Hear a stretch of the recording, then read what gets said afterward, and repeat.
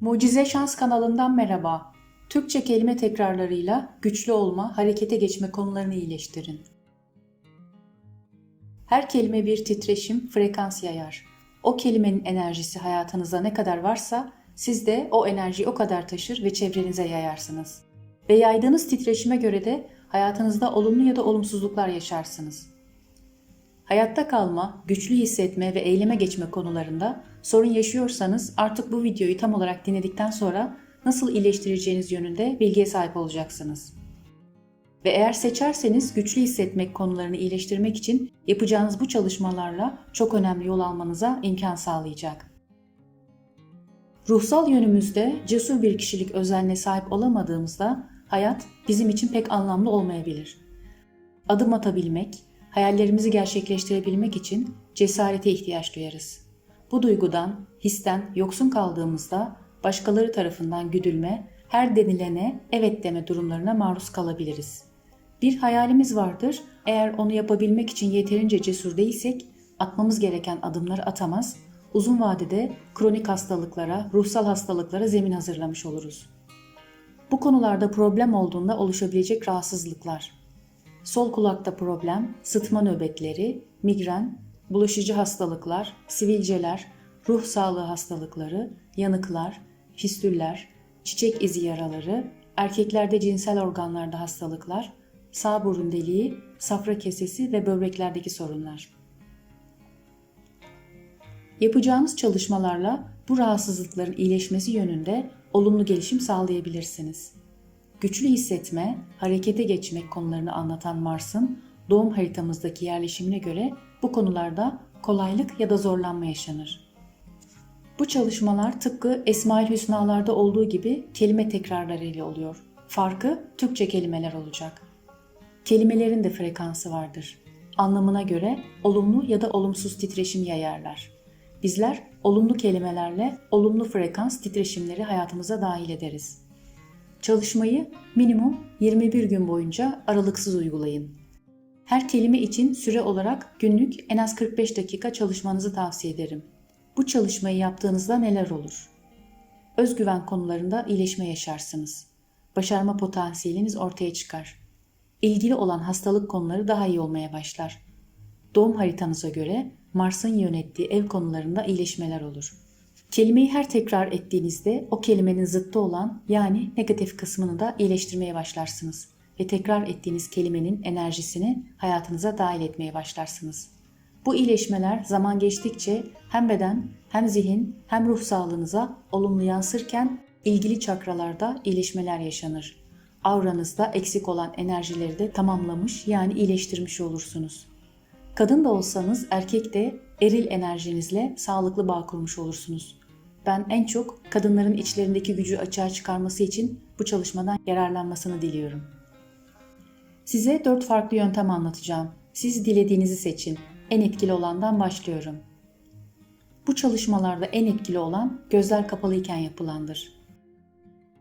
Gözlerimiz kapalı olarak kelime tekrarı yaparken iç dünyamızı hissetmek daha kolay olur. Birinci yöntem. Uygulama yapacağınız kelimeye karar verdikten sonra en etkili yol olan resimde görüldüğü gibi boynunuzun altında olan ve köprücük kemiği denilen kemiğin iç tarafındaki uç noktasına hafif dokunuşlar yaparken size vereceğim kelimeleri seçerek sürekli tekrar edin. İster içinizden, ister dışınızdan.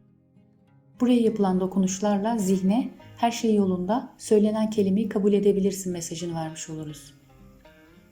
İkinci yöntem.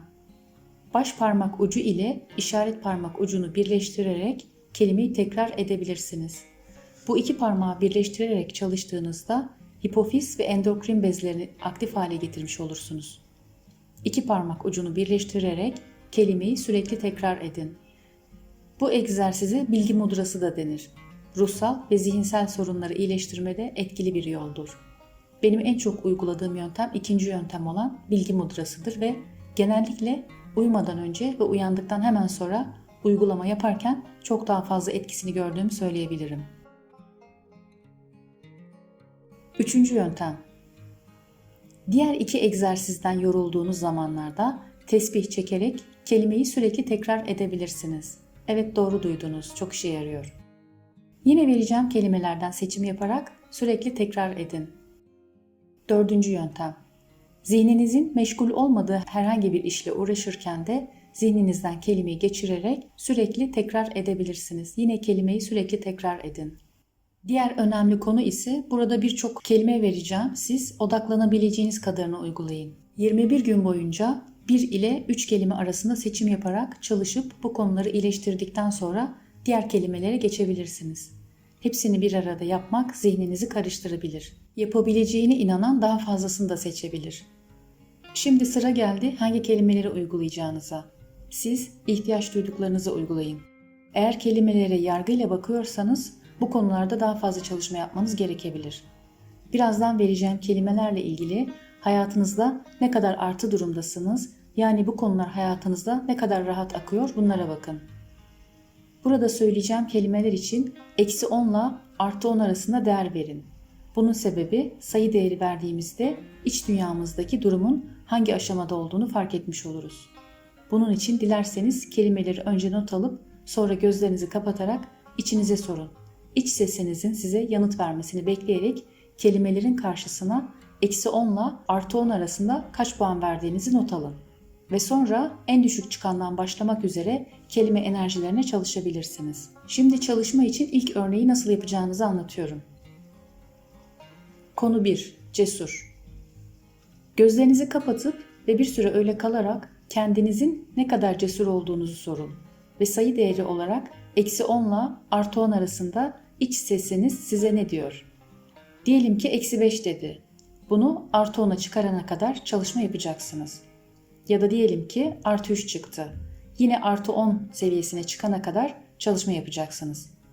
Çalışmayı en az 21 gün boyunca hiç gün atlamadan uygulayın ki bilinçaltınızdaki cesaret konusundaki inanç olumluya dönüşsün. Cesur kelimesini her tekrar ettiğinizde cesur hissetmediğiniz anların anılarını, yaralarını, varsa travmalarınızı iyileştirirsiniz. Bu kadar basit. Hayatınıza olmayan, yaşayamadığınız olumlu, pozitif enerjileri davet etmiş ve almış olacaksınız. Ve artık siz de benim gibi yabancı kelimelerden muzdaripseniz kendi dilinizle kendinizi zihin, sağlık konusunda daha iyi taşıyabileceksiniz.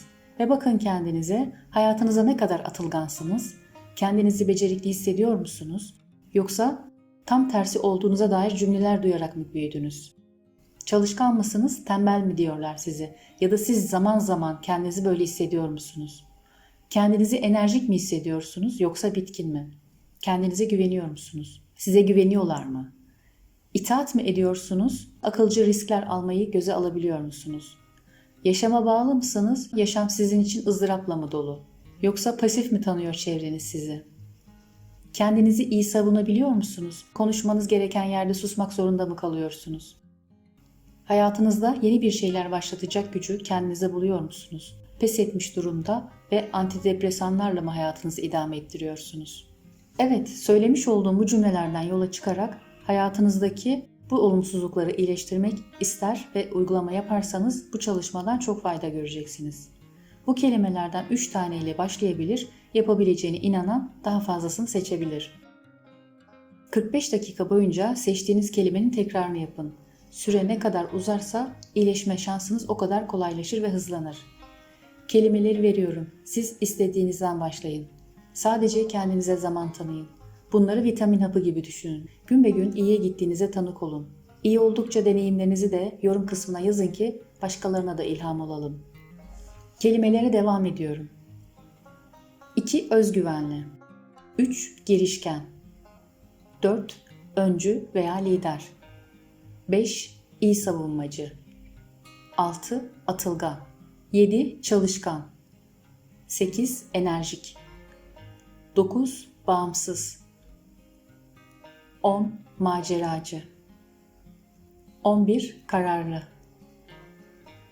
12. Zafer kazanan. 13. Yaşama bağlı.